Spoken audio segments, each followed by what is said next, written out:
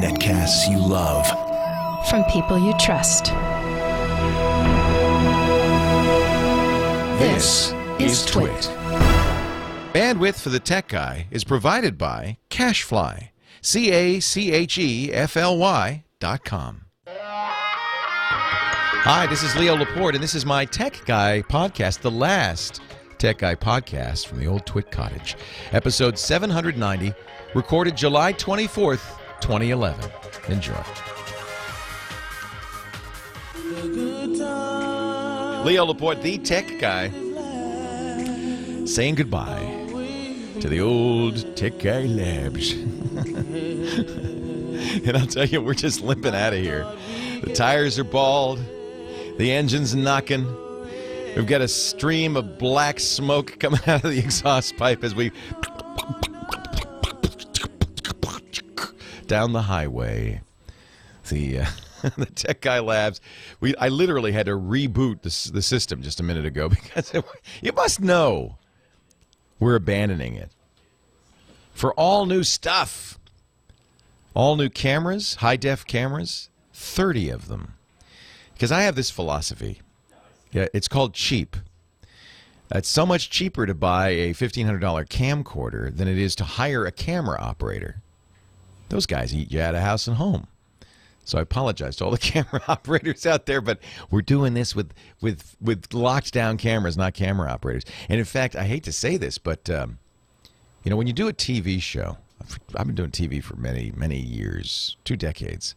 When you do a TV show, it takes a lot of people to do it. You have a director, a technical director, a Chiron operator. You have producers.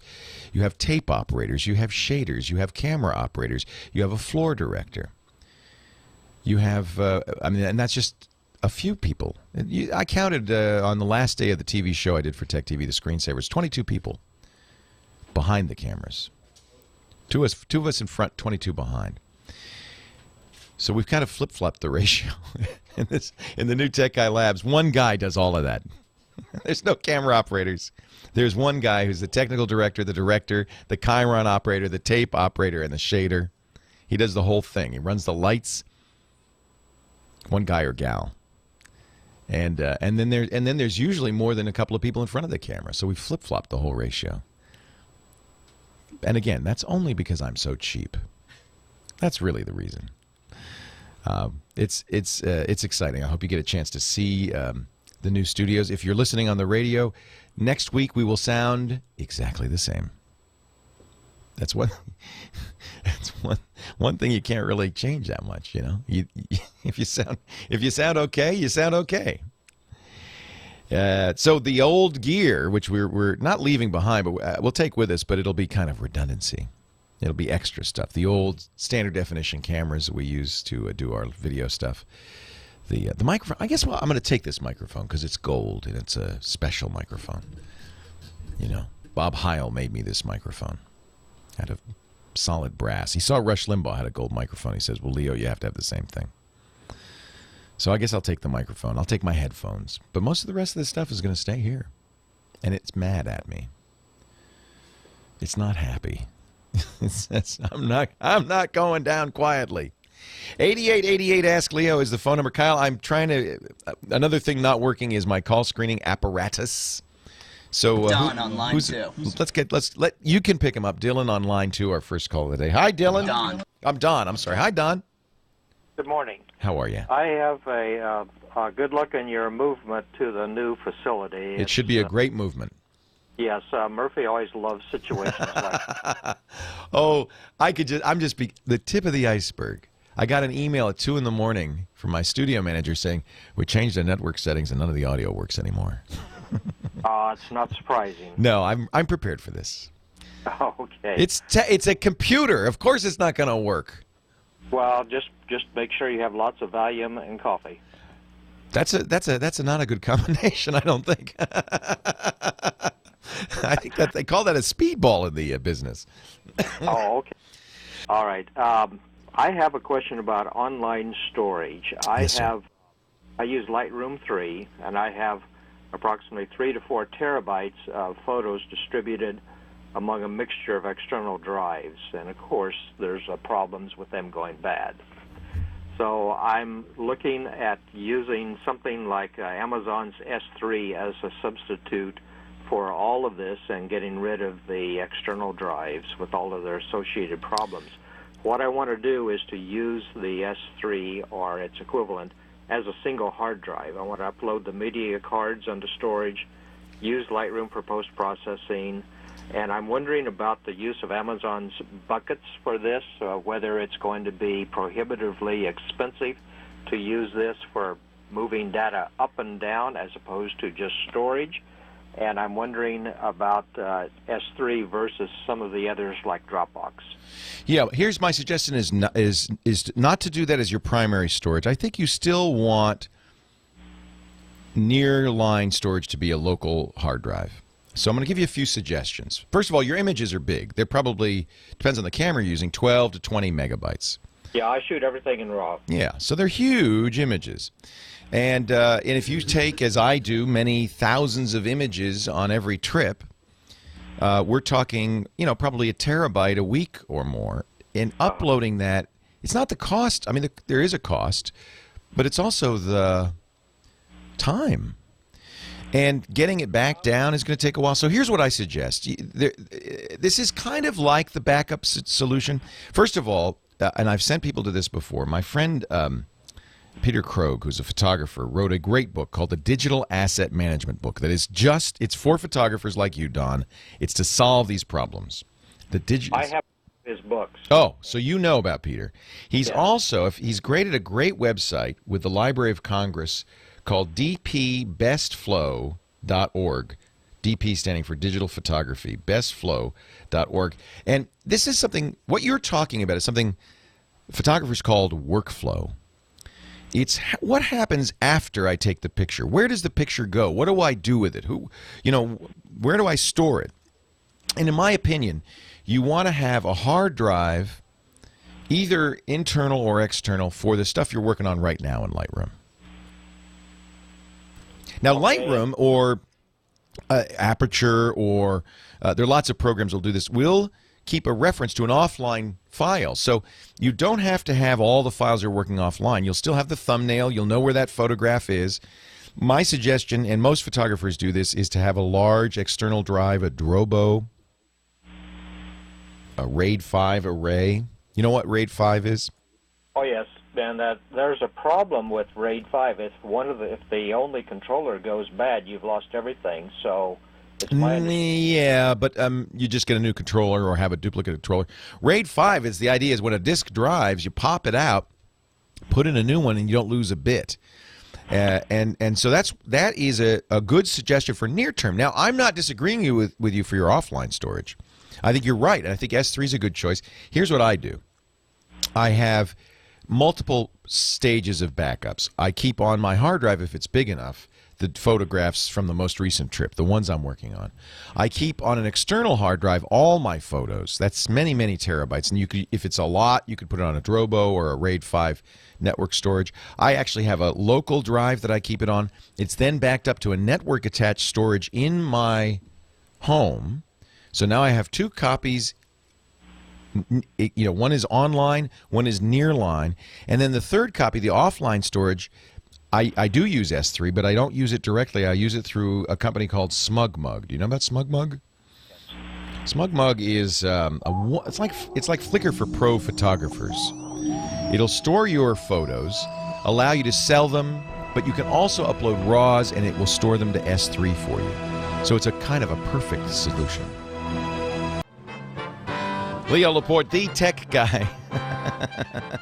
When you hear wind instruments, it could only be one thing. Scott Wilkinson is here.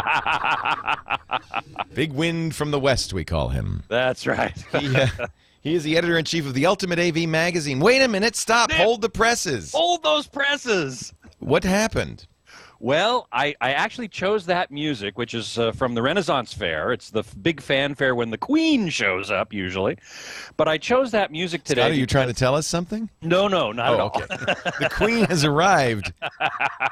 In this case, the King has arrived. Yes. No, you obviously have really big news. You're moving to a brand new studio. It's going to be really great. And so I wanted to mark that occasion with a nice, flourishy fanfare. Thank you.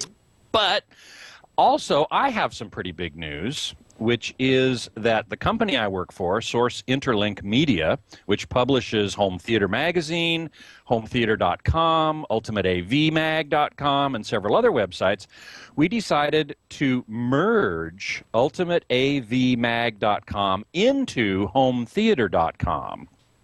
So Ultimate AV Mag, like the old TWiT cottage, is sadly no more. Oh, I'm sorry to hear that. But really, it isn't no more because it's merged. It's merged. It has merged into HomeTheater.com, and my new title is online editor of HomeTheater.com. Well, there you go. So very easy. And I'm going to be spending more time reviewing and writing about real-world products. And this is very important because a lot of people are shopping, as we know. Every week we talk about this. People are shopping for plasmas and LCD TVs and speaker systems and AV receivers and all Blu-ray players, all the stuff that we talk about all the time. And I'm going to now be able to spend more time actually reviewing those products that people are shopping for. Ultimate AV Magazine, in fact, by its name, I guess I should have known this, really was aimed more at the high end. Correct. Is this a statement in some ways that people just aren't interested in high-end audio and video? No, I don't think so. I mean, look what happened to the Kuro. We were talking about this last week. Pioneer killed it because it was, in order to make such a good display, they had to make it too expensive. They had to make it too expensive. That's exactly right. Yes, Echo in the chat room says the $500,000 Panasonic 152 plasma is not a real-world product. Well, That's true. And likewise, as you say, the Kuro was just too expensive to be successful. So I'm going to be looking at products that are bestsellers on various retailer outlets like Amazon, Best Buy, Crutchfield, Tiger Direct, and seeing if they are worthy of their bestseller status. You know, if everybody's buying them, are they really that good? I'm going to find out, and I'm going to let you know. Great. So I think this is an important move, really. And we're also going to be publishing a lot of articles on how to get the most out of what you buy. So we're going to be focused on what to buy, how to shop, how to think about what you really need in your environment. When you get it home, how to set it up and optimize it so you get the very best out of whatever it is you do buy. And also, we're going to continue to publish articles about how all these different technologies work. So if you're confused about Dolby Digital or Dolby DTS Surround and so on and so forth, then you're going to be able to find that information at HomeTheater.com. Good. I don't think that's a bad change at all. I think it actually reflects how people use their stuff. Exactly. Yeah. Exactly. We decided we needed to spend more of our resources on that. I'll still publish the occasional high-end thing just because it's really fun and cool. And we're also going to continue to republish things out of the magazine that get published. There's still a magazine? There is, believe it or not. There's still a print magazine. We're one of the few left standing. I have to say, I think that's a dying breed. I mean, there are magazines around, but... There are. We are one of the few home theater magazines left, and we're doing very well in that regard. Because we do provide really excellent information. The magazine is really more for enthusiasts, right? People who are serious enthusiasts. The website is going to also have plenty of enthusiast content, but it's also, and maybe perhaps even primarily, for shoppers, people who, and users. Shoppers and users is how I like to look at it. That people who are shopping for something, they're not going to go to a magazine to shop. right? To look for what to buy. I guess Because that's true, isn't it? I mean, we like reading magazines, but it's more for entertainment. When you're really down to shopping, you do your research on the web these days. Online. That's exactly right. That's exactly right. And plus the fact that magazines, by their nature, all magazines, are the information is relatively old because you've got to deal with print deadlines and you've got to deal with mailing and all that kind of stuff. So magazine comes out 2 or 3 months after the content has been written. And the web, of course, is much more immediate. So that's another reason why shoppers go online and enthusiasts read magazines. So, and of course... Well, wait a minute. Let me think about that. Shoppers go online, enthusiasts read magazines. I think that makes sense. Yeah. So that's what we're going to be doing. And is there a centerfold? No, there's no. That would be kind of cool. A centerfold of like a super high-end, beautiful piece of gear. I hadn't thought of that. Nowadays, that's what we dream about. Hey, Scott also hosts the, as long as we're plugging stuff, the Home Theater Geeks podcast. That's not going to change. In fact, now it's even more aptly named than ever before. And it is going to change in that I now have a new studio as well. Oh, nice. I'm now broadcasting from the studios that I use to review products for HomeTheater.com because we finally got enough bandwidth. Took a while, but we finally got enough bandwidth. It's all about the bandwidth, isn't it? It really is all about the bandwidth, and I'm hoping to work with you to get a high-def camera in there so that... Oh, yeah, we'll get you everything you need. That'd be fantastic. Because we're using a new technology that called video. Yes, and in fact, I tested it. Yeah. I tested it last week with Chad, and it worked great. Oh, good. So yeah, I mean, it's high def now. So if you have a high def camera and enough bandwidth, which you will, I do. The quality will be great of that. And although I have to say, I wonder, I have to look at the numbers. How many people watch the Home Theater podcast, and how many people listen to it? Because you can listen as well. Sure, of course. And I think for podcasts, it's like radio. You do it in your car. You're not going to be watching. Exactly. But a lot and of your show is not very visual in the sense that you're talking to people about stuff. Right. So you could listen to it. You could. Oh, absolutely. Yeah. I intend. Who's on Monday? On Monday, I have a fellow by the name of Gene Dolgoff, who was on the show about a year ago, a little more than a year ago. And interestingly, I found him because he called your radio show while I was on the air. Oh, neat. And it turns out... Oh, I remember him, yeah. He invented LCD projection. Cool. So he's very cool. He's a very cool guy. And in fact, he is one of the most requested return guests I've had so far. Well, here's what you do. You tune in 1:30 tomorrow Pacific time, 4:30 Eastern, live.twit.tv, or you can download the show. Just go to iTunes and listen. Just search for Home Theater Geeks. We have a list of all the ways you can subscribe at our website, twit.tv/HTG. Congratulations, Scott Wilkinson, the new editor. What are you? The online editor. Online editor of the Home Theater magazine, hometheater.com. We'll talk again next week, Scott. You bet. Thanks.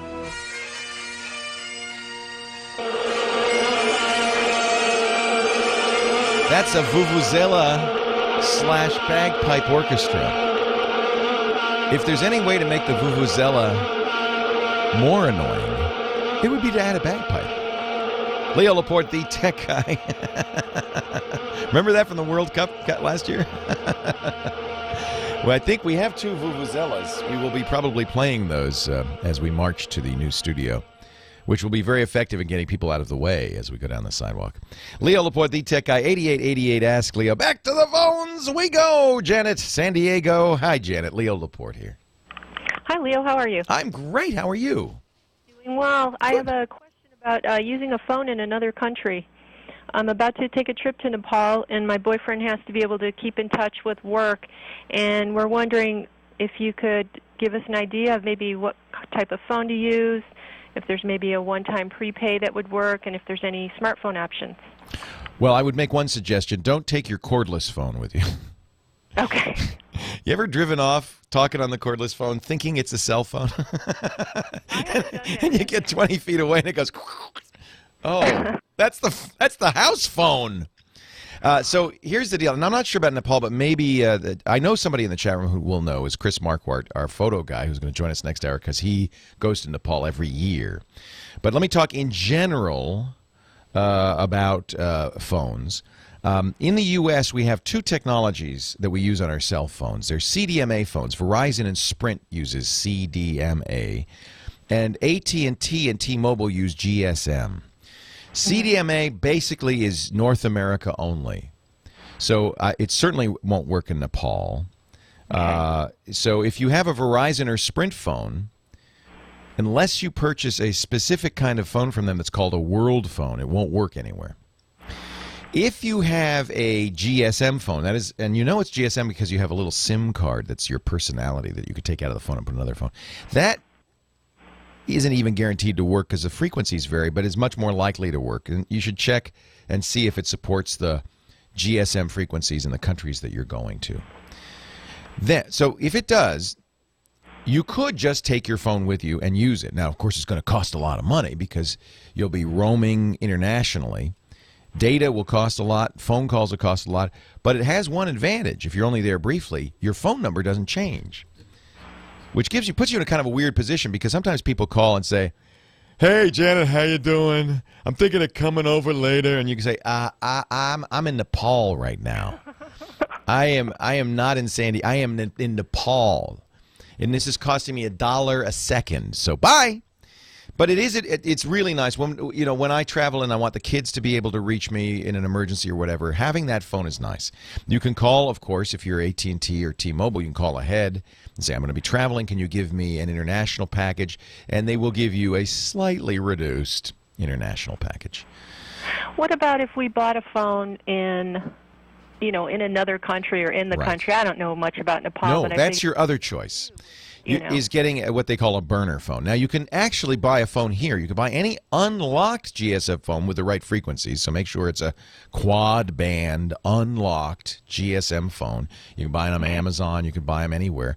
And then when you get to Nepal, you go to the post office or the phone company, sometimes the tobacconists and train stations. They also have, you just buy the SIM chip, and that'll have a local Nepalese phone number. Okay. You pop that into your phone, and now that phone is a Nepalese phone. Local calls are cheap. Now, of course, calling the U.S. on a Nepalese phone either won't work at all, or if it does, it'll cost you a lot of money. But it's great if you and your boyfriend have two unlocked phones and you put the Nepalese chip in it, you can call each other, and that's a local call.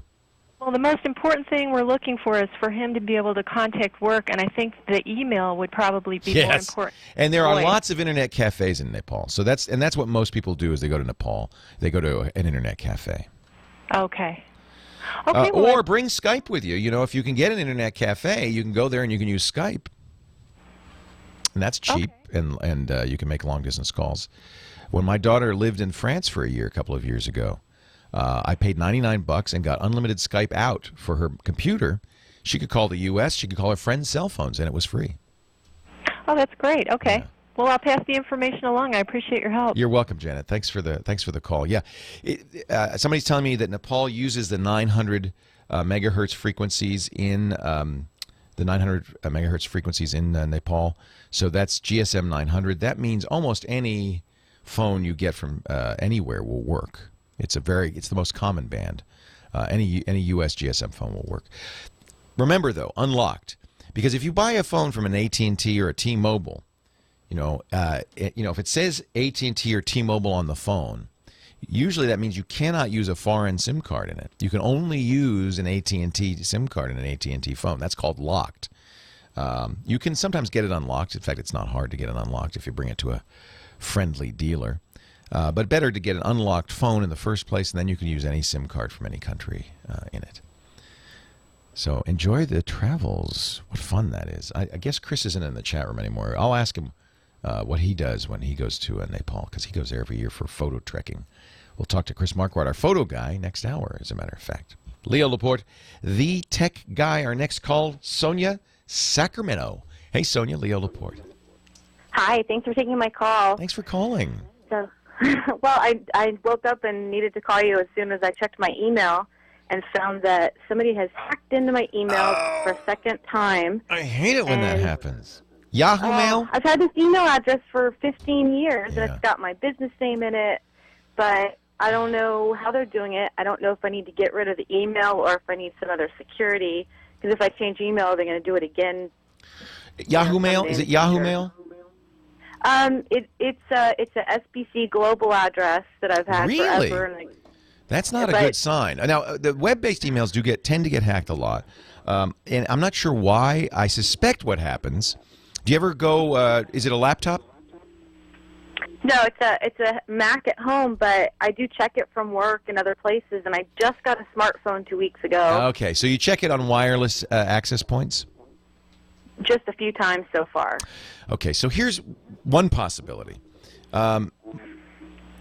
Unless you tell your email program to use secure sockets, or SSL, when it's connecting, it will send your login and password flying through the airwaves where anybody can capture it. So you should check on your phone when you set it up with SBC. You should check with SBC and say, do you offer SSL email? If they don't, then your email, you'll never fix it, because anytime you get email wirelessly, any bad guy, it doesn't take many skills, by the way, any bad guy with his mediocre skills, a free program they download from the internet, can see your password as it floats by. Really? And so they capture it. And the thing is, we never change our email password. So all they have to do is get it once, and they can log in as you, and they can see what your mail is. But they're picking these random email addresses, some of which I haven't emailed in years. Oh, wait a minute now. Now, why do you think, I should ask you this, why do you think you've been hacked? Are you getting bounce-back email?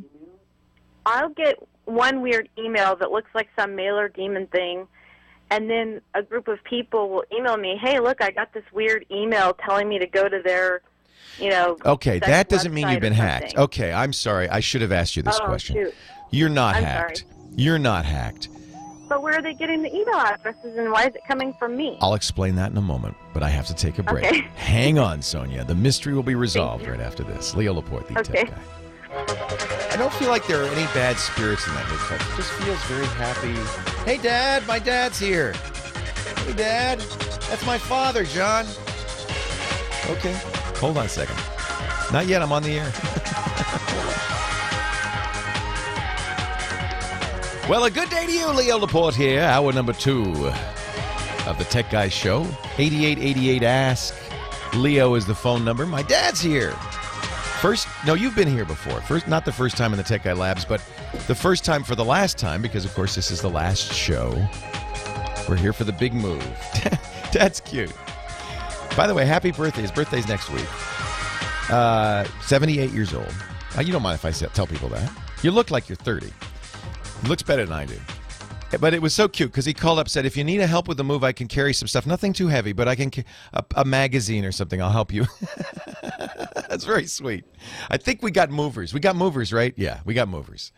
Actually, most of the stuff has moved over. The studio is humming. It is beautiful over there. And I can't wait. Now, you might say, well, Leo, it's nice that you have a beautiful studio and all, but it is a radio show. No one will see it. And that's true, although we do, in fact, this is how the whole thing started, was when I started doing this radio show maybe 6 or 7 years ago. I put up a little webcam on my computer as I was doing the show. A little, it probably was black and white, little webcam. So, who would want to watch a guy talk? People watched it. We made podcasts out of it, and it kind of went from there. It kind of grew like Topsy, to the point where we have 6 million downloads a month of 25 different shows, 18 employees. And frankly, they were kind of rebelling because they were all sitting at one table. It's not for me that I'm doing this. It's not even for you that I'm doing this. It's for them, so that they'd finally have a desk of their own. And they're very happy, by the way. But I think that it was that all sitting at the same table, that was a growth experience. That was no. That was a bonding. No, okay. They say no. Anyway, we'll be moving down in a couple of hours, and Dad will help me. He's going to carry a magazine. And I hope you will watch, because we will be streaming that at live.twit.tv on the internet, live live.twit, TWiT, That's the name of the podcast network, .tv. Already there are something like 15,000 people watching the stream. So hey guys, you're early. There's nothing to see here. We'll be back. Come back in 2 hours, and we'll be moving down. But that's very exciting. So we have a beautiful new studio, and I have a lot of people to thank too. We got I don't even know where to start. Roger Ambrose, who is a Hollywood big shot set designer.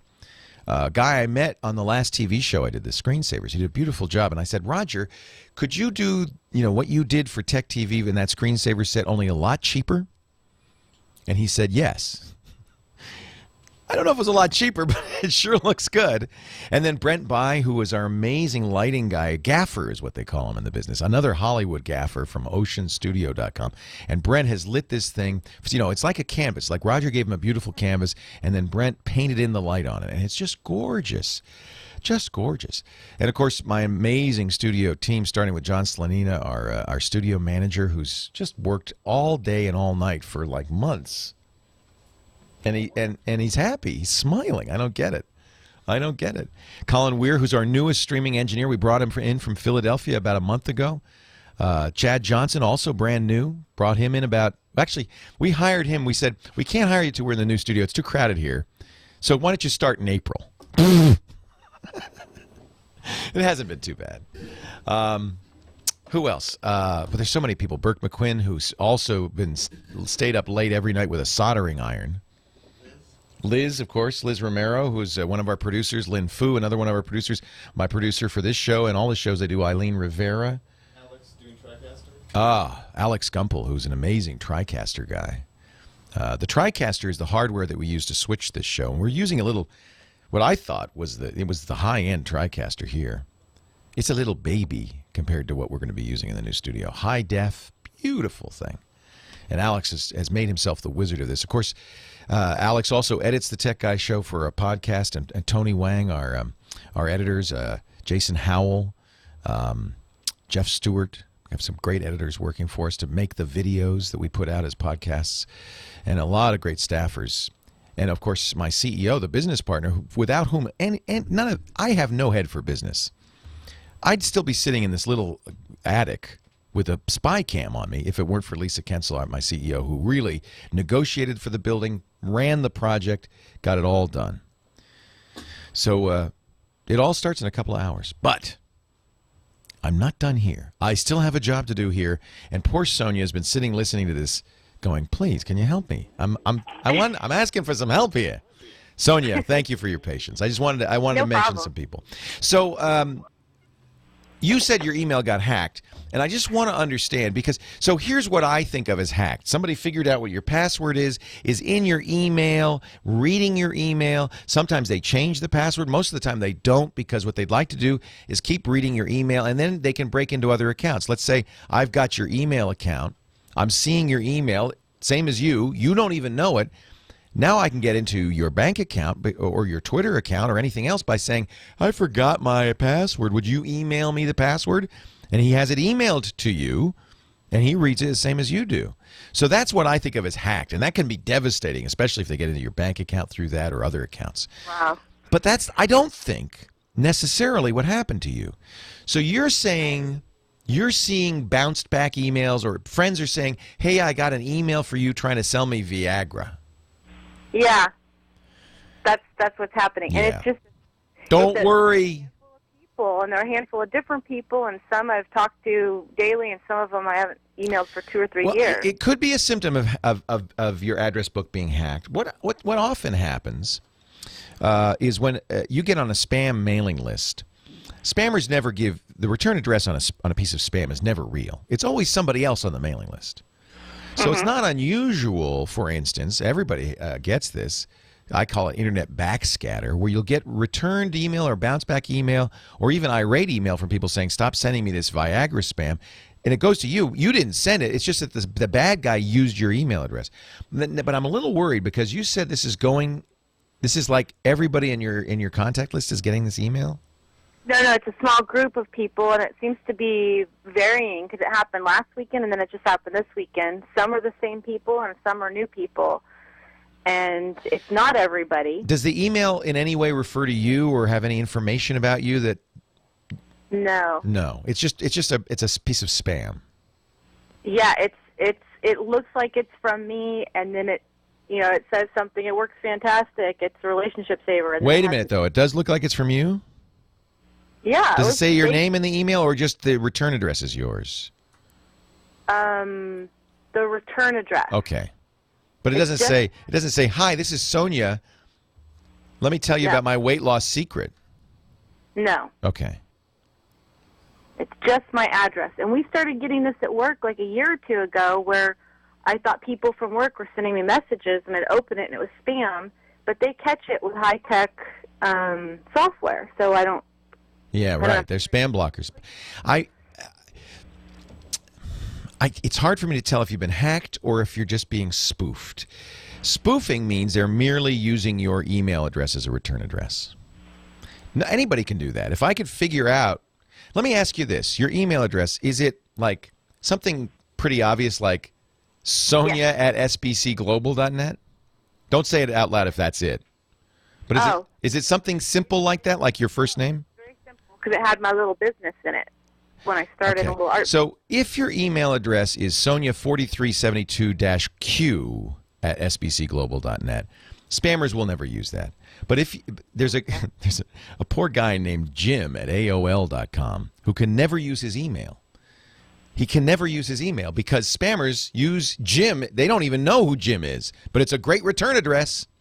So if your return address is not a little bit obscure, if it's like your name, it could just be they're guessing it. And they don't even go after you. They're just using it. I got to get down to the root of this. Hang on. A little more time. Hold on. Leo Laporte, the tech guy. Well, the chat room and I have been consulting about your case, Sonia. You have a very difficult case, Sonia. We had to talk. I had to consult with my peers in the chat room. And the consensus is you've been spoofed, but there's a couple of things you could do. Bill in Michigan suggested you look in your sent mail box. Do you know? And see if those messages originated from you. They'll show up in the sent mailbox. No, they're not in there. They're not in there. That's a good sign. So a couple of things could have happened. If you got malware on your system, a virus on your system. In fact, this is one of the first things viruses started doing was they would get your email contact list and start sending itself out. But it would usually send out a virus, not spam. I think it's likely that your address has been spoofed. Now, you changed your password once. It's probably a good idea to keep changing it. Okay. Every month change it just to be safe. But if all you ever see is mail that looks like, somebody used the problem with email is it's inherently not secure. You can spoof anybody's mail address. So I can send you an email that looks like it came from the president. President at whitehouse.gov. And there's no way, unless you look at the headers, that you could really tell. Did the guy at work, do you have a tech guy at work? Yeah. What did he think? Did he look at the headers? Did he have an opinion? No, I didn't show them. Well, the same thing happened, though, right? It did happen like a year ago, so I could ask them. You might ask them. Okay. What you can do if you're pretty technical, you can look at the headers. Say somebody who got one of these emails that purports to be from you. You can see what the originating server was, and if it's not SBC Global, if it's not your email server, then all they're doing is putting in the from field your name. Okay. Anybody could do that. I could do that. How do they get the addresses, though? Huh? How do they get the addresses, though, that if they use mine, but they're sending it to my friends, they're getting their addresses somehow? Well, we don't know it's only your friends. Oh. Okay. SBC Global is Yahoo. Yeah, Yahoo Mail this happens a lot to Yahoo Mail. Do you have secret questions if you forget your password? Oh, gosh, it's been a long time, but I can check. Yeah. I would change those, because that way, if you change your password, they could use your secret questions if they knew your answers. A lot of times when people answer those secret questions, they use stuff that's easily guessable. Great. So what I always do is, first of all, it's a good idea not to have an email address like leo@aol.com that would just kind of somebody might randomly use. it's a good idea to have a kind of a obscure email address. Secondarily, it's a good idea to have a very obscure password. Now, that just means not a dictionary word. Don't use your cat's name. It's good to mix upper and lowercase letters and numbers and punctuation if you can. I know that makes it harder to remember, but you can use tricks to make it something that you can figure out, like the first letters of a song lyric, for instance. I often use that. Putting in the punctuation and maybe adding then your zip code to the end. Okay. Something you can easily kind of recreate, but nobody would ever be able to brute force or guess. And then the final step, if there are secret questions, you look at the password recovery system that your email provider uses. If they allow a person to recover the password simply by answering secret questions, that's not so good. If that's the case, then make sure you don't answer. Sometimes the secret question is, what was your high school mascot? Well, don't say your actual high school mascot, because that's, how many different mascots are there? What was your mother's maiden name? That somebody could figure that out. I lie. I say my mother's maiden name was Banana Slug, and my high school mascot is the otter, or something you'll remember. Bubblegum. And they won't guess it then, and then they won't get into your system. Okay, that's not bad. Yeah, these are simple things that you can do, and I don't. If it then continues to happen, I presume you have an antivirus and you scan your system and you do all that stuff, right? I assume so. Dad sets it all up, so. Dad, get Dad in there. Say, Dad, you got to check to make sure that there's no bad stuff on my system, because that's how this can sometimes happen, but usually it doesn't happen like this. Okay, yeah, it's a new thing, so. Yeah, just change your password, change your secret answers, and if your email address were, let's say, I shouldn't say this out loud, but let's say it were Sonia@AOL.com. You don't want to be that, because it's it's the kind of address that a spammer might just type in anyway. Yeah, I get spam to so many weird accounts on my server. Like, I get every month several thousand messages to Leo's hair at leoville.com. Spammers just make stuff up. And I can't catch them, huh? No, they can't. They can't. I wish they could. They can't. It's a little frustrating, isn't it? We wish we could punish these guys, but for the most part, they're overseas. They're in Eastern Europe, the old Soviet bloc, and they're just in so many of these cases, the countries that they are originating from don't even have laws against this. So, yeah, spam's not going to go away. Although people are doing a lot of good work to kill spam.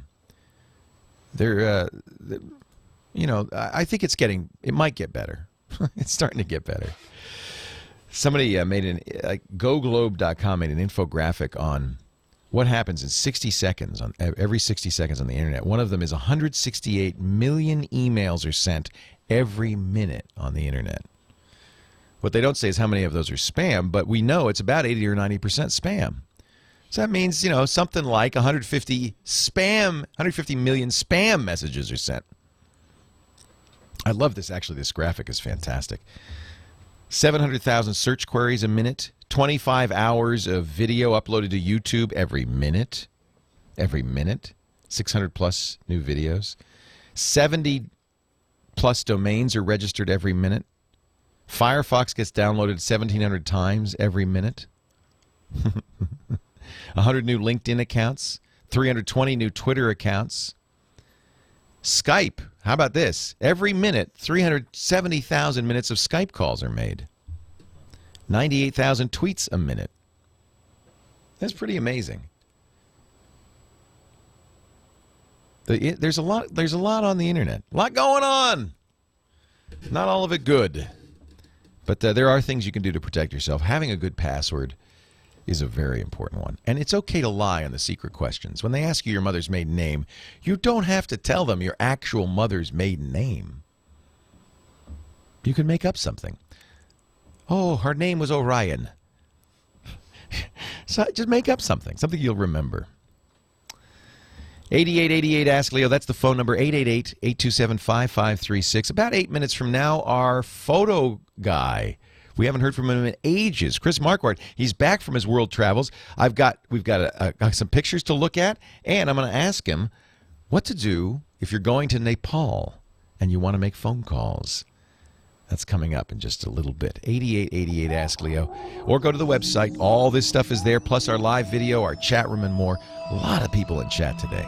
Over 1,500 people in chat. The website, techguylabs.com. Leo Laporte, the tech guy, and joining us right now, he hasn't been on in ages. I'm so glad to welcome him back. My good buddy, Chris Marquardt, our photo guy. Hi, Chris. Yeah, it's all my fault. I've been traveling and you've been all over the place. Where have you been? That stuff just keeps me busy. Well, I've been to Nepal, I've been to Berlin, I've been to lots of places, and that just keeps the weekends occupied. So. Hey, since you do go to Nepal every year, could you just fill me in for our caller last hour? What do you recommend for a phone? Oh, yeah, I heard that. Nepal has regular GSM service, so you could use any GSM phone that does, I believe, GSM 900, the 900 megahertz frequency. So she doesn't need to do anything special? Well, if the phone supports the 900, if it's a world phone, that shouldn't be an issue. Yeah. So she could use her existing phone, although it would be expensive. Yeah, it would be expensive, and I actually used that on the way up to Mount Everest. Pretty far up, they still have GSM coverage, so that was that's kind of cool. Yeah. That's really cool. Yes. So it's been so long, we have an assignment. I forgot we even made an assignment. We have an assignment. It's the reduction assignment, and again, I picked 3 pictures to have a quick look at. So tell us, what was the assignment? Reduction, what does that mean? Reduction. Well, reduction can be interpreted in so many ways, and if we look at those 3 pictures, the first one by Violin Freak, called, well, I didn't choose that name. That's his handle. Love. And that image, he does reduction by just reducing detail in the picture. So he's using very shallow depth of field. He has something in the foreground. It looked like a lot of locks. This might be that famous bridge in France. Maybe, where lovers put the padlocks on the bridge. Right. Actually, yeah, you're right. I think that's what this is. That would be my guess anyway. So he reduced that detail by simply blurring out the background very shallow, so you can barely make out that one, probably a person in the background there. So that's one way to reduce things, and I like that because it's a very clear way to reduce things. So if you have too much stuff going on in a picture, too much stuff in the background, that is a very good way to do it. Good. I like that. Violin Freak. That's one way to reduce a picture. What's another way? The other one is by Lawrence Siu, or Siu, called Across the Universe. And wow, this is beautiful. I love this. He made an abstract picture by leaving the shutter open pretty long, probably a second or longer, while moving, or while something was moving past. I guess he was probably moving. So you see lots of lights in the top half. Some maybe I don't even know what that is in the bottom half. Well, it's an abstract. You don't need to know, right? Abstract. Yeah. But I can clearly tell there are probably some fluorescent lights up there because you can actually see the flicker of the fluorescent light in the streaks of light up there. That's the little thing where it goes brighter and darker and brighter and darker. Neat. Yeah. So that's another way to reduce. And last but not least, the third one, and I was expecting more black and white pictures because that's one way to reduce. Yeah, cut out the color. For me, that's the first way to reduce because color is such a strong thing in an image. And if you take out the color, if you go black and white, you reduce it by a lot of information, and you basically reduce it to lines, to shapes, to bright and dark, to contrast. I like to use black and white when there's a strong geometry in the picture. Yes. Yeah. And here this is a beautiful we have example. a strong geometry. First of all, he or she, Anne Crackcraft, calls that light reduction, which she did. She basically almost plunged half of that guitar into black, and the rest is just a bit of a guitar. You see some strings that make very strong lines. You see the circular shape of that of that hole and a bit of the shape of the guitar itself, but it's enough to really give you a full picture. You see a guitar, even though you just see like half of a guitar or maybe a portion of a guitar. So that is a very good way to reduce. Beautiful. Yes. Chris, do you want to do another assignment? Absolutely. I'll be back next week, even though we won't do the assignment within 1 week. I'm kind of digging myself back out of that hole, so I'll be there next week. I'll be in California in August. So well, you got to come by. And you know, Absolutely. you said, well, we can't do a photo day. Of course we could do a photo day. We'll figure it out. We'll do a photo morning or an afternoon. We'll figure it out. Anything, or if I just get to sit in and look at the studio because it's so awesome, and I'm actually I feel very special because first, you remember a couple of years ago I got to break your TriCaster. Yes. And now I'll get to do the very last. You better not Skype. break the TriCaster in the new studio. No, but let me break Skype for you because I guess this is actually the very last Skype call in the old. I think it might be the last Skype call we ever make because we're changing from Skype to a new technology called video, VIDYO. That's fantastic. And I'll tell you what, if you take one look, if you're watching the video of Chris Marquardt, I know on the radio you can't tell, but on the video you look terrible. We will be glad to leave this blurry image behind, I can tell you. Yep. You sound great, though. That's the neat thing about Skype. The audio has always been good on Skype, and that's why I use it. Because I'm an audio guy. It's a radio show. If you want to know more about Chris, I'll tell you what. He is so cool. He does the greatest photography podcast called Tips from the Top Floor, tfttf.com. He also does workshops all over the world. And I guess if you're coming to the States, that means you're doing some U.S. workshops. Well, actually, there are a couple more seats open. If anyone wants to join in either in Washington, D.C. or in San Francisco in August, just go to discoverthetopfloor.com. That has all the information about those. And then, of course, he does these great expeditions. Like, are you going to do Everest Trek every year? Is this like forever now? Well, we're planning one for next year, and we're planning one for the year after next year, and then we'll see from there. You are a glutton for low oxygen. Kind of, yeah. But amazing pictures. Can I still go to everestthetrek.com? Is that still? It's HimalayanWorkshops.com. HimalayanWorkshops.com now. You know what? All you really have to remember is chrismarquardt.com, or just, even better, go to techguylabs.com. We got a link to all of it. And our assignment, this is how it works. Chris is going to give you a word, like reduction was the word last month. This month, he's going to give you a new idea, a new concept that you need to illustrate. We're not going to tell you what it means. You have to figure that out. Take a picture, and then what you need is a Flickr account. Now, if you have a Yahoo account of any kind, you already have a Flickr account. Or you could just go, it's free, and sign up, FLICKR.com, Flickr without an E. .com. And then once you join, you want to go to our special Tech Guy group. So you go to groups and you search for Tech Guy and you'll find it. It's very easy to do. And once you get in our Tech Guy group, you can upload your picture, but do make sure you, whoops, I'm showing the wrong picture. Thank you. There we go.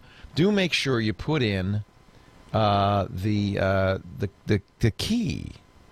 What is the key? What is the word we're looking for today? The word we're looking for this assignment is, well, the opposite of reduction, busy. Busy.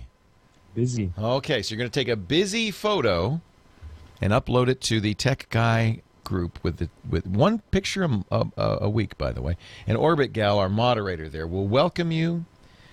The rules are right on the front page there. It's the Tech Guy group on Flickr. It's free to do this. Would love to see your pictures. Busy. And my apologies again for taking so long. Next time, because you're busy. Well, yeah, working my way out of that. We'll see you soon, Chris. Thank you so much for joining us. Talk to you next week. ChrisMarquardt.com, of course, TechGuyLabs.com for details on the assignments and where to find Chris, his podcast, his workshops, and all of that. My number, 8888 Ask Leo, 888-827-5536, toll free from anywhere in the U.S. If you're outside the U.S., like Chris is, he's from Germany. You could Skype. See how well that worked? Just Skype that toll-free number, and it won't cost you a penny. 8888 Ask Leo. I am, if this works out, by the way, we may have one more Skype call from the new studio next hour with Dick DiBartolo. I am Leo Laporte, the Tech Guy. Figboard should be set to ID 6. Where did you find this, Kyle Benham? Leo Laporte, call for help. May I help you? That's the theme song from my old TV show, Call for Help, which I haven't done in a few years. I think that went off the air in 2004 when Comcast bought Tech TV and put it out of business, put it out of its misery. Makes me sad to hear that. But it's a wonderful song. 8888 Ask Leo. That's the phone number. Kyle, I'm glad you found that. That's fun to hear that again. Sharon on the line from Long Beach, California. Thanks for your patience, Sharon. Hi. Leo Laporte. I wanted to ask you about a device I saw on a commercial on TV called the Dragon. Have you heard of it? The Dragon. What does it do? Computer into a voice command computer. Oh, Dragon Naturally Speaking they're talking about. It's software. It's good software from Nuance. Uh-huh. They may call it the Dragon, but you should it works, but it's not like it doesn't turn it into HAL 9000 or the computer on Star Trek. If that's what you're looking for. It's not going to talk back to you. I'm going to get my very first computer next payday, and it would be great if I could get one that just does what I tell it to do. Yeah, no. That is the dream, of course, Sharon. You would like it. I'm sorry, Sharon. I can't do that. No, the problem is, Sharon, yeah.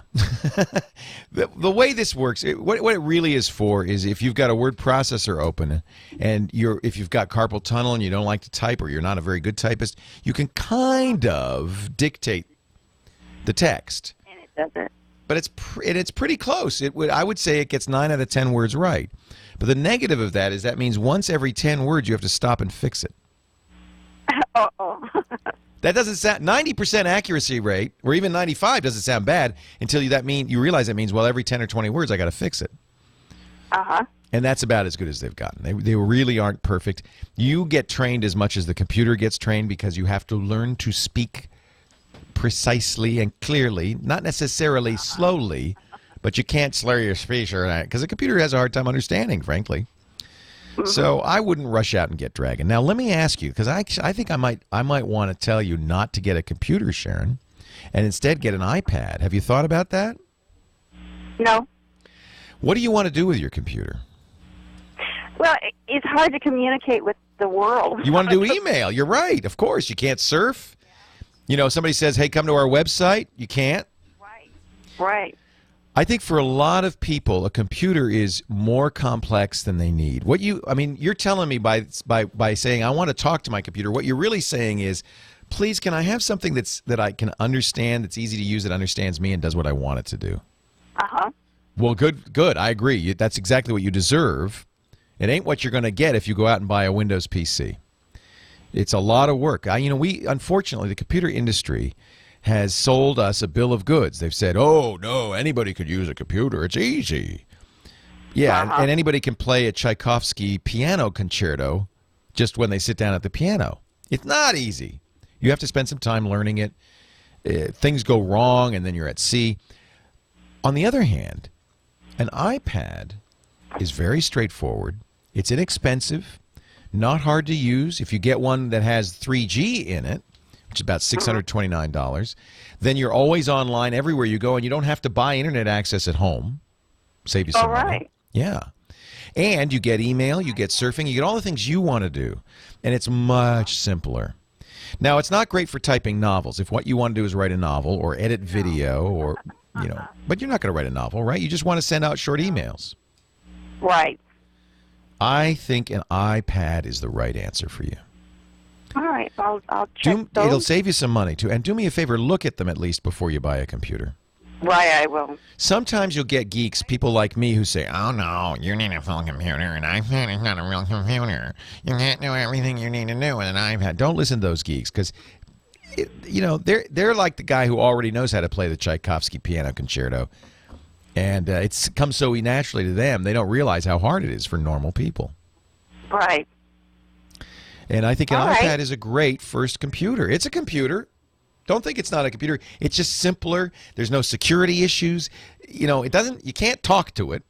Actually, they have Dragon on it, so you can't dictate to it.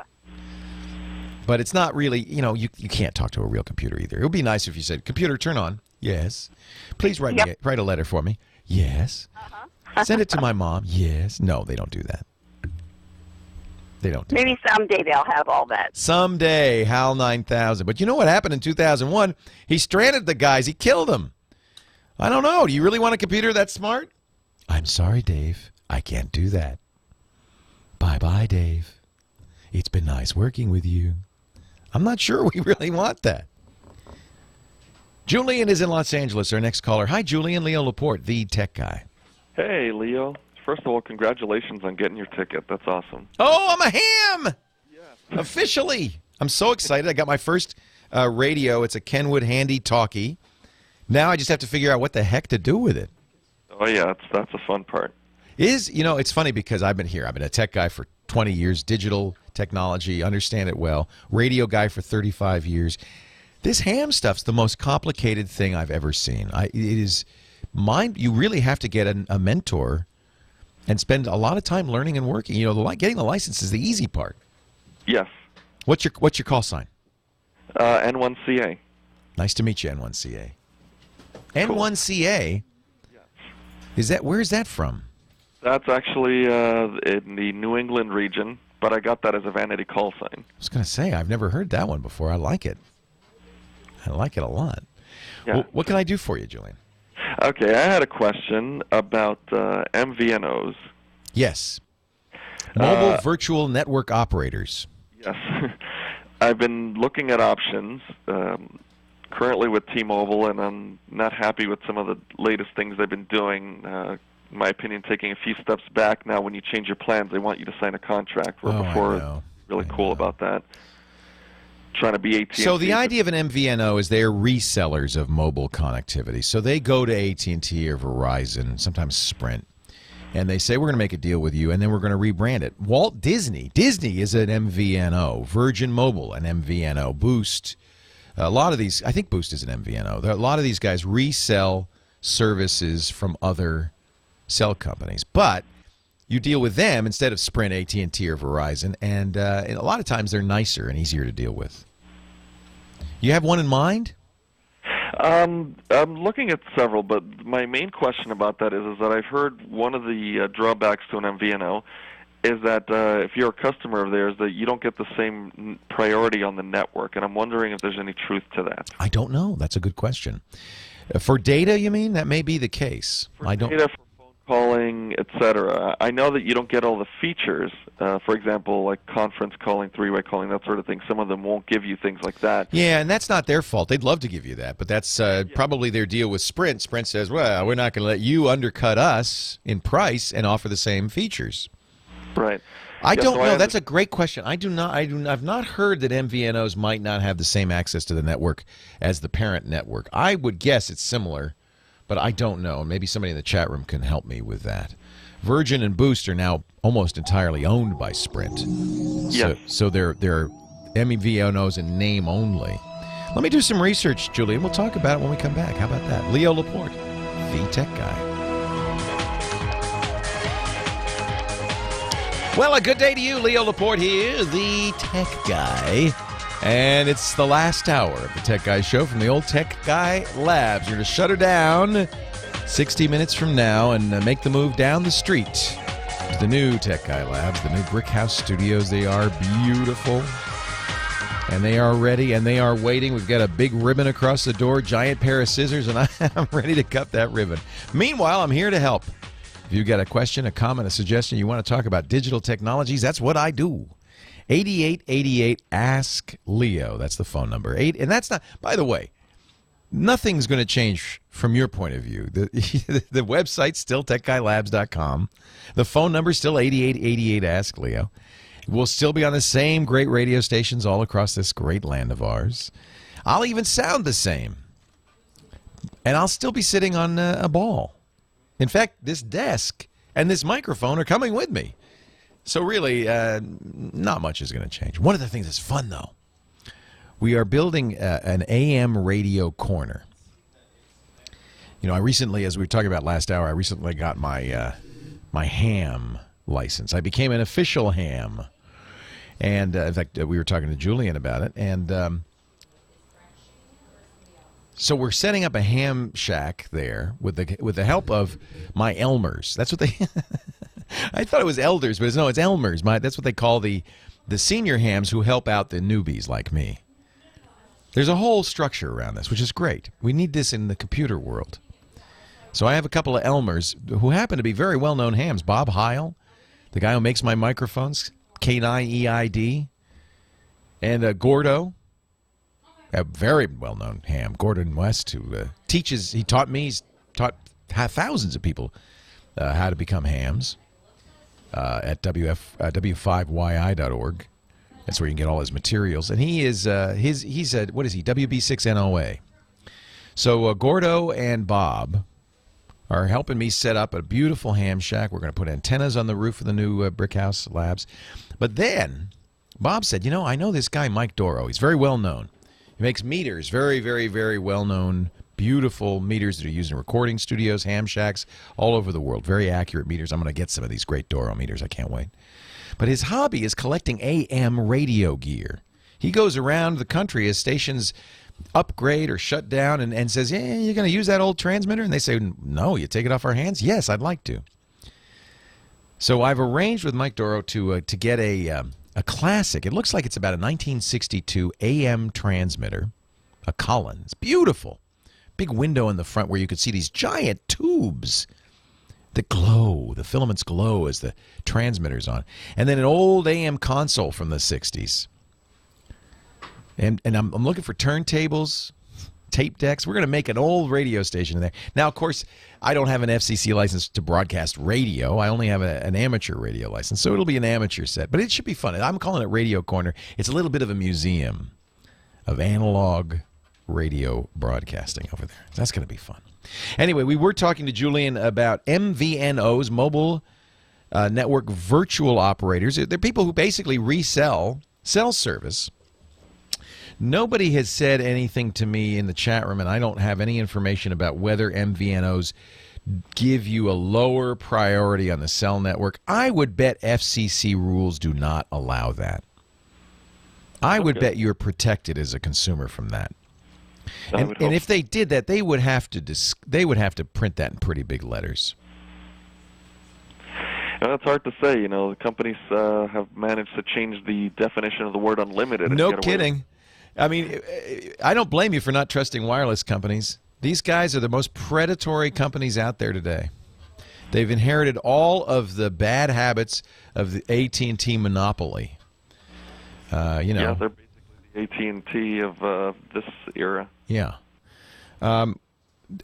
There may be limited roaming because you're not guaranteed roaming agreements with other carriers, so that's possible. An MVNO might not be a good choice if you move around the country a lot. Uh-huh. But if you're in the same area and they've got good coverage where you are, you can save a lot of money with an MVNO. It's kind of like the off-brand. It's like going and buying a generic in the grocery store. Often, a generic is exactly the same product as made in the same factory as the brand name. And I think that's the case with MVNOs. So I wouldn't worry about it too much. Who are you considering? One of them I was looking at, although I read some things that weren't so favorable, was the one that uses T-Mobile. I think it's called My Simple Wireless. Yeah, I don't know that one. Or Simple Mobile or something like that. They seem to have a pretty good deal. I think the net is your friend in this case. Reading reviews from other people is really that's where the internet just shines. We no longer have to be. In the old days, a consumer was on his own. And you just had to do the best you could. But nowadays, we're all together. It's a very much of a changed landscape for companies that don't give you good service. The world finds out. People tweet about it. They blog about it. They review it on forums. All you have to do is Google a company, and you'll find every single disgruntled customer there is. I like T-Mobile. I use T-Mobile, actually. And so I think if T-Mobile works well where you are, it's often a good choice because it's not the high price spread. Now, there's going to be an issue because AT&T is acquiring T-Mobile, and it looks like AT&T has sewn up Congress. AT&T doubled its lobbying efforts last quarter, doubling the amount of money they spent on lobbying, millions of dollars on lobbying to get this deal through because, of course, it is a monopolistic deal. It takes us from 4 cell phone companies down to 3, and one of them's pretty weak, Sprint. It really gives us 2 big, let's face it, duopolies. So I'm not a fan at all of the T-Mobile acquisition, and it probably certainly will affect this MVNO deal, right? I would imagine it would. I mean, it's probably a year before this happens, but something to consider. Which is one of the reasons why I'm not really thrilled about the possibility of signing a contract with T-Mobile, because I would imagine that I'll be beholden to AT&T, and I left AT&T to go to T-Mobile because I hate it. Yeah, I love T-Mobile. I'm devastated. T-Mobile is great because nobody uses it. I know. It works really nice. Especially here in California, the audio on it is just superb. Great. And the data, I never have a problem with data because unlike the iPhone, which everybody on AT&T is sucking so much data because of the iPhone, you can never use it. Yeah, I'm using the iPhone on T-Mobile, and it works great. And I love a company, and I think that this is really this is where losing T-Mobile is going to hurt you. If we only have 2 or 2.5 wireless companies, you think we're going to change this contract situation, this 2-year contract, the early termination fees? You think we're going to get the SMS text messaging costs down to a reasonable amount? No. And so I think these MVNOs and T-Mobile and having some diversity in the marketplace is great. MVNOs generally don't require a contract. They're usually month to month. I feel really bad about this. I don't know enough about this company to tell you yes or no on it. The good news is it is month to month, right? Yes. So at least if it stinks, you can move on. Yeah. And I think we should all go to fightthemerger.com and let our members of Congress know that we don't think this is a good idea, that we do need choice in cell phone companies. I agree. I'll be visiting that site. Thanks, Julian. I appreciate it. Yeah, it's. Well, I just saw the number. It's an appalling number. The amount of money that AT&T spends lobbying members of Congress, they spent 58% more in the second quarter. Why do you think? Because they want this deal to go through. $4.9 million on lobbyists in 3 months.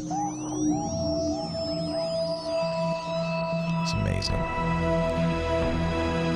It's sad. Leo Laporte, the tech guy. More calls right after this. I'm not sure up now.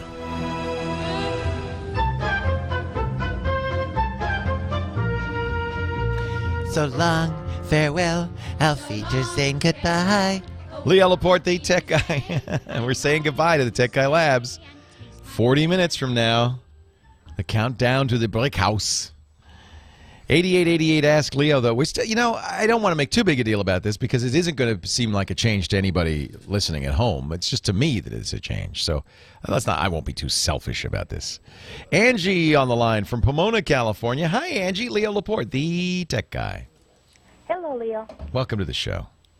Well, my husband is finally going to let me get the high-speed internet. We've been on that dial-up for like years. Well, it's about time the husband gave you a break. So I got me a new computer, a little notebook. So I went to a DSL Extreme, and they said that I needed a promo code. Well, I've been listening for 2 days. You don't need a promo code. Just tell them I heard it on Leo. There's no promo code. I mean, I'm like, okay, Leo, give me the promo code. I don't hear no promo code. There's no promo code. I don't know what they're talking about.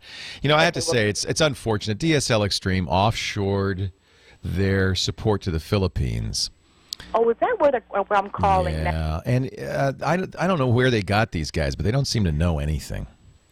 Well, he said that I needed a promo code so I can get the second month free.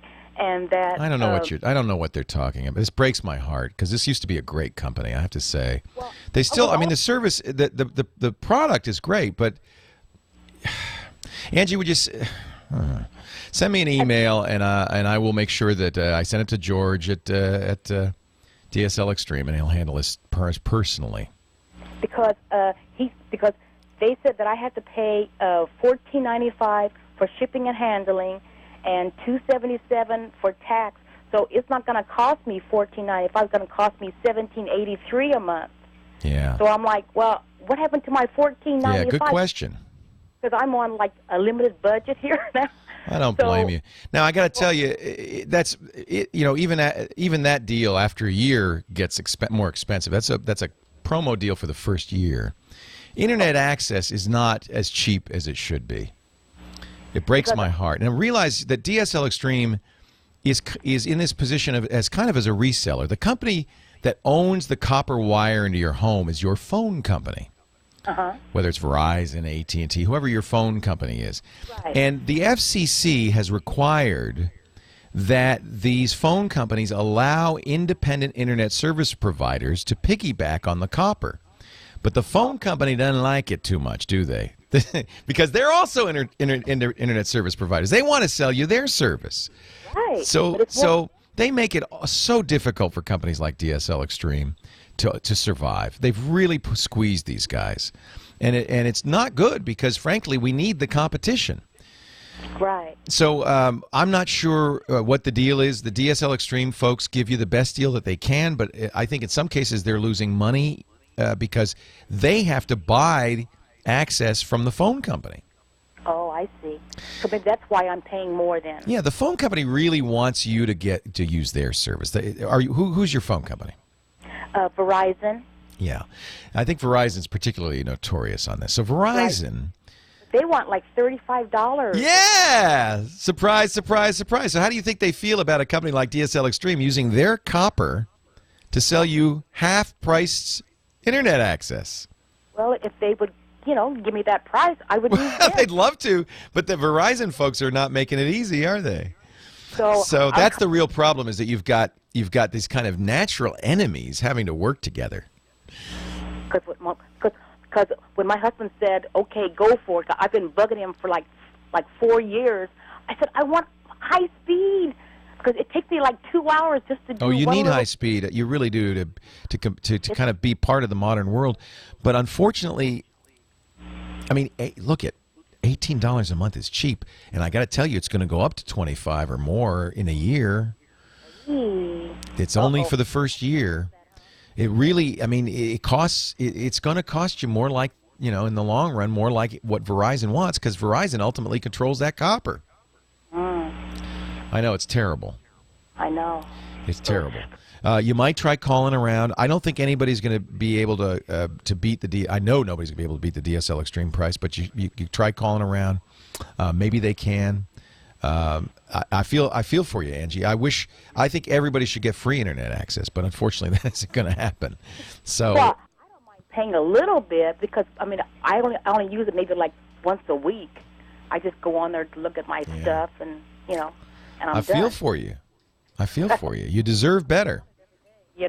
Yeah. So I would just wanted the cheapest possible. Yeah. I think that is, no matter what, even if it's $17.95, that's the least expensive high-speed internet you can get anywhere. I can't guarantee it because I don't know your particular area, but I can almost positively bet there's nothing better. And that's because Verizon doesn't want anything better. They want to charge you $35. But why are they charging me $15? Well, no, $17 for shipping and handling. Come on. They're trying to make a living.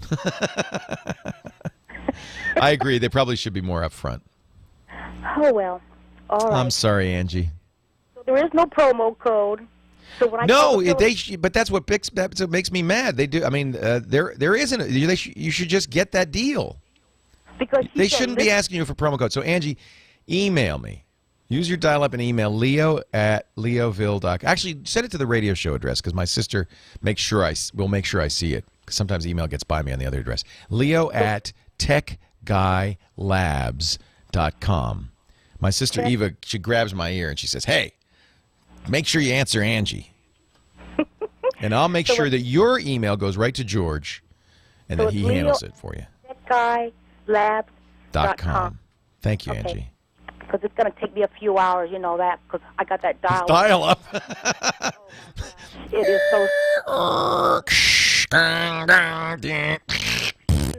got a bullseye I got to worry about. Oh, Angie, I feel for you, and what's sad is these same companies, Verizon is notorious, are trying to kill municipal internet. Many cities want to offer free wireless internet to their residents, or very low cost. Philadelphia did it, home of Comcast Corporation. And they were very famous. Free municipal Wi-Fi everywhere in Philadelphia. Get your Wi-Fi here. They got shut down. Comcast and Verizon went to the state legislature and said, this is a bad idea, isn't it? Yes, sir, it's a bad idea. You really shouldn't have cities offering free internet, should you? No, sir, that's a terrible idea. Yeah, that's not the American way. It's undercutting our business. Oh, yes, we'll make a law right away. So what you see in many states is it's illegal for a city to offer municipal Wi-Fi. It's illegal. It's against the law. We wouldn't want to undercut the fine people at Verizon and Comcast now, would we? Yeah, I would like to undercut them. Thank you very much. Love to undercut them. 8888 Ask Leo. Jay in Providence, North Carolina. Hey, Jay. Hey, Leo. I'm going this week to test out a couple of computers in the store. Let me help you buy, but I got to take a break, and when we come back, okay? Sure. We'll help you go shopping. I love to spend people's money. Leo Laporte, the tech guy. There goes another sponsor. We were talking about Morse code. You know, Morse code is not as obsolete as it might sound, because there are times when, you need something that can work even in adverse conditions. One of the things amateur radio operators do is, when Katrina happened, they were the only way people could get news out of New Orleans or get information or get help. When the tornadoes happened in Alabama, hams were right there. And it's often the case that you need to use dots and dashes, not voice, because the conditions are so adverse. So the FCC doesn't require hams to learn Morse code. I didn't have to learn Morse code to get my technician license. But and that's good because it means it's easier to become a ham. But I have to say, it's pretty cool. It's pretty cool to learn. I'm having fun learning it. And there are a lot of advantages to learning it. So we're talking about dots and dashes and the dits and das. Apparently, now, the program that I'm using to teach me this, the guy said, no, you never get very fast if you think of it as dots and dashes. You have to think of it as sound. It's like a language. You have to hear the musical sound of the dots and dashes and internalize those and as if you're learning a new language. And then you can be, 5, 10, 20 words per minute. But you'll never get to 20 words per minute if you're hearing dot, dot, dot, dash, dash, dash. It's just, you can't learn it that way. What's funny, and W4FT in the chat room is telling me this, ever since the FCC dropped the code requirement, code's become more popular. People are funny that way. If you want to get people using tube amps, start making digital amps. You want to get people to play vinyl records, start making CDs. There's always somebody who says, no, I like it the old way. The old way's the best way. So Jay was on the line for Providence, North Carolina. I love spending people's money. Jay wants to buy a new computer, right, Jay? Yes, indeed. And I can tell you what websites and things that I usually use, if you like, in terms of what I would hope to go on there and just test out on the computers in the stores. I don't think really testing a computer on a website is going to tell you much. I mean, all computers should be able to render all websites. It's really more the software than it is the hardware that does that. And any Windows or Mac computer is going to be able to render any website. Okay, so is there... it's not like... I think you're thinking like we did it in the old days when you go to buy a stereo, you'd bring the 1812 Overture to play, right? I want to hear those cannons on those speakers. There isn't really a way to... I mean, it's an interesting concept to go in and test a computer before you buy it. I don't think that really happens these days. For instance, something you don't control is the speed of the internet in that store. That's not the same speed you're going to get at home. It could be faster, it could be slower. You don't control it. Yeah, I thought about that, and I'm wondering, I gather that there's not really any kind of universal thing, unless, would you count speed test and ping test as... What do you want to test? Well, what I like to do, what I'm hoping to do, and I don't do this right now on the present computer because it's a rag, but I'm hoping that I can run 4 different websites at the same time, just kind of have one off in 4 different corners, just have them kind of shrunk down, and I also want to listen to an audio stream at the same time, if possible. Any modern computer should do that, no problem. Oh, okay. You want to get an i5-based Intel processor. Okay. You want to get 4 gigs of RAM. That's one thing that could limit what, this kind of thing is the amount of memory. So, but 4 gigs is plenty to do this. If you're using a modern browser, my recommendation would be Chrome. That's the Google browser. 4 web pages at the same time, no big deal at all. And music playback isn't that challenging either. What do you use to play back music? Well, I can't think of the exact graphics card. I could give you the website. No, but I mean, what software do you use? Oh, actually, just whatever came with it. It's just so you use Windows Media Player or something? Yeah. Yeah, what you just described is not demanding. You want to know what demanding is playing a first-person shooter game, those 3D games where you're running around shooting at aliens, because every single frame of those, and you've got to get 30 or 40 frames every second, has to be generated independently by the computer. They're drawing 3D real-time graphics. Now, that's challenging, and often, as they're doing that, they're playing 5.1 or 7.1 surround sound. Those things are challenging. 4 web screens and a song in the background, any computer should handle that. In fact, I'm glad that you mentioned when I try to watch you live, I can usually... Oh, Flash. Now, that's challenging. So when we're doing live video, you're watching live.twit.tv, that's a Flash player. But I'll tell you why that's challenging, because Adobe wrote a junky piece of software. Flash is notoriously piggy. It uses a lot of resources. So that's actually a pretty good test. That would be my recommendation, in fact, is to go to a Flash site, get 4 YouTube videos playing. If that computer can handle that, you're set. Yeah, I'm thinking that I might have to sink a few grand to play 4 of them. No. Any $800 or $900 computer is going to be fine for you. Okay. Used to be the computer you wanted was $2,500, like the Dream Machine, and that's changed so much over the last few years. The PC industry has just taken a bath. Basically, all of the profits have been wrung out of these PCs as consumers have demanded cheaper and cheaper and cheaper computers. That $2,500 computer of, let's say, 2004 is now $1,000. You should be able to get a great computer for $1,000, no problem. Great news for sure. Jay, enjoy your shopping spree. Yeah, you don't have to spend as much. Now you're going to say, well, I see that the Best Buy here has a $300 computer. Don't buy that computer. Those loss leaders, the ones that get you in the store with $299.95. Yeah, it's $299.95, but it's going to be cheesy. It's going to have poor components. It's going to be missing stuff. It's not worth it.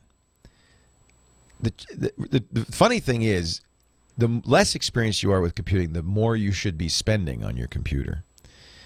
Because the cheap computers are just, you're buying a bundle of trouble. So spend a little money. Don't be such a cheapskate. $800, that's good. $900, that's good. You should be able to get a great Windows PC for that. If you're buying a Mac, double it.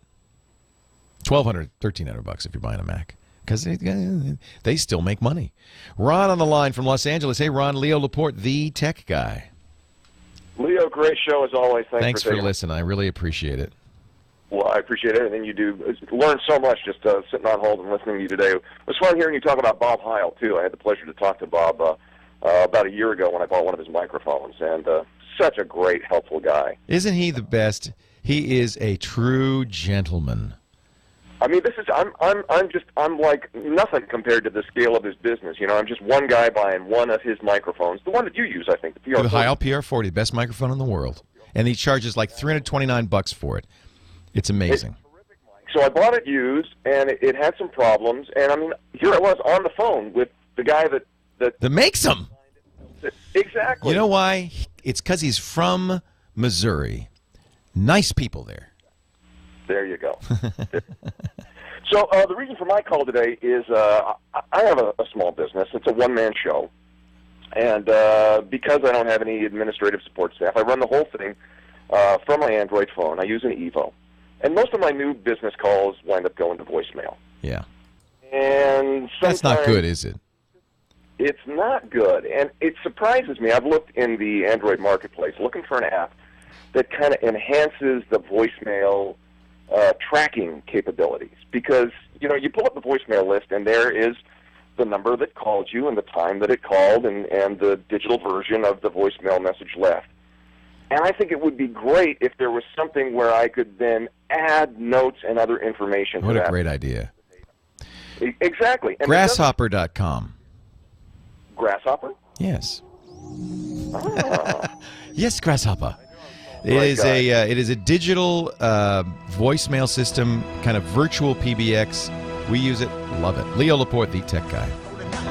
We're making the move to the brick TWiT house in just a bit. About 10 minutes from right now. But I cannot end this show from the old TWiT cottage without my good friend and Ink Pot Award winner, Dick D. Bartolo. He's Mad Magazine's maddest writer for 40 years. Our Giz Wiz, and he's joining us now. Where are you? That's a beautiful... Oh, you know what, Leo? At Disneyland, I was so jealous that you had this great new studio, and you built a replica of your office in the new TWiT cottage, in the new TWiT brick house. Yeah. So, Leo, I did this in Disneyland. Look at that. Well, that's pretty nice. It's green screen, but it looks real, doesn't it? No, I'm 3 blocks away. That's where he's I down am. the street. This is exciting. Dick is already at the new studio. We let him go in early and use it so we could do our regular Daily Gizwiz hit. Dick and I do a gadget podcast called the Weekly Daily Gizwiz, which we're going to do from the new studios in a few hours.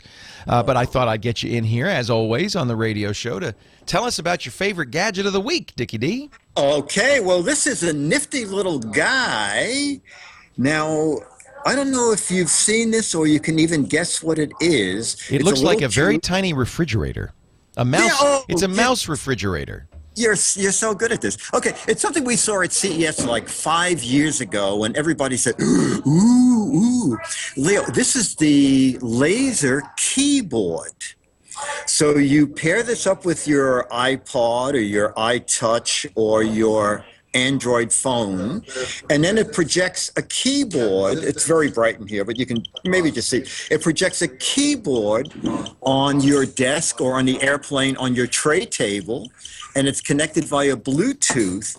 And 5 years ago, anytime you went to hit one key, it would type all the letters that your fingers would pass over. It was a mess. But now it really works well. Really? Because, I played with it at CES maybe like 2 years ago, and I thought it was kind of silly. It's weird typing on a tablecloth.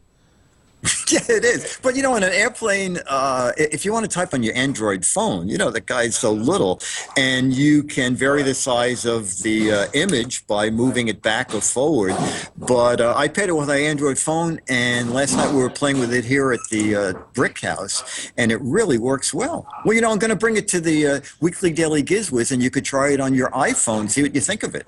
$169 and change, and it's ThinkGeek sent it over. Well, this is cool. And before we, so cool, if you want to know more about this, gizwiz.biz is Dick's site. And, of course, that's where you can play the What the Heck Is It contest. But I said something at the beginning I think we ought to mention. You won. You were at Comic-Con. In fact, you just came up from Comic-Con. Yeah. The big comic convention in San Diego every year. And you won their Ink Pot Award this year. Yeah, and what made it really great was that I had read in the papers that Steve, I'm blocking out his name now. I'm so excited. Steven Spielberg. You mean the director? Yeah. Yes, exactly. Steve, we call him Steve. We're good friends. I call him Steve. But yeah, he's Steve. Well, I got one too. So what's the big deal?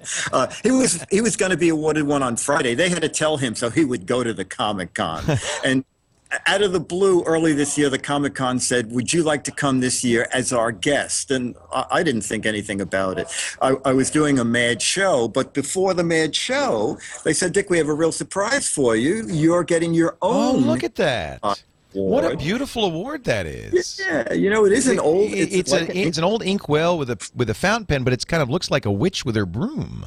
Yeah, it does. It does. And then when I went on the web and saw Ray Bradbury and Mel Blanc, I thought, God, these people lowered their standards, but I'm thrilled to have one. Well, congratulations, Dick. You deserve it. Now, don't go anywhere. Stay there because I'm coming to you. No, I want to walk up. Can I walk up and walk down? You can walk up and walk down. It's only 2 blocks away. In fact, the cameras are arriving at the cottage as we speak. We're going to make the big move in just a few minutes. So come on down, Dick DeBartolo. We'll see you in a minute. I'll be there.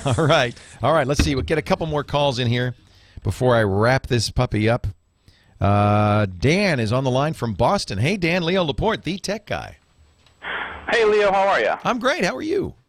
I'm doing well. Long-time fan since the screensaver days and regular in the chat room. Congratulations. Oh, that's nice. Thank you. What's your chat room handle? Monkey DKS. Monkey DK.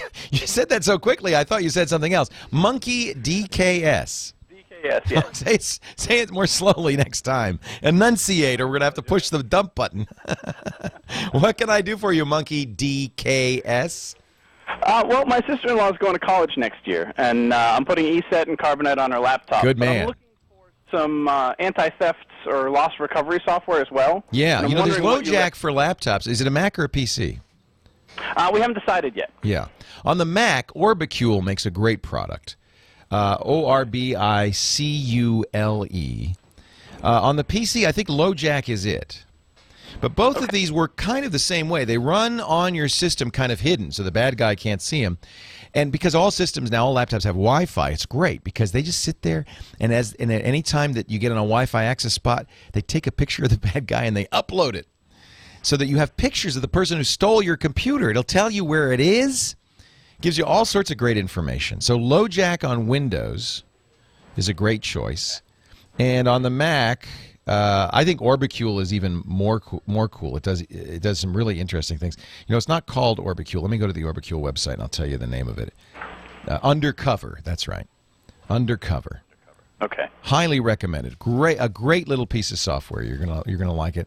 And then LoJack. It's not made by the LoJack company, but they licensed the name because it's the same idea, isn't it? Yep. There's some other suggestions if you're in the chat room. Prey Project. I haven't seen that one. I love the name though. Prey Project. This is also for Windows. Actually, this sounds really good.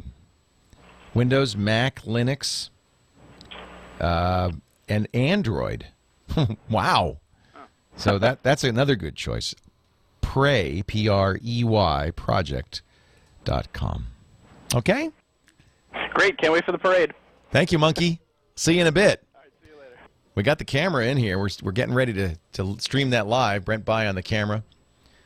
In just a moment, we're gonna take a hike down the walk. Say goodbye to the old TWiT cottage. I've been here since 2004.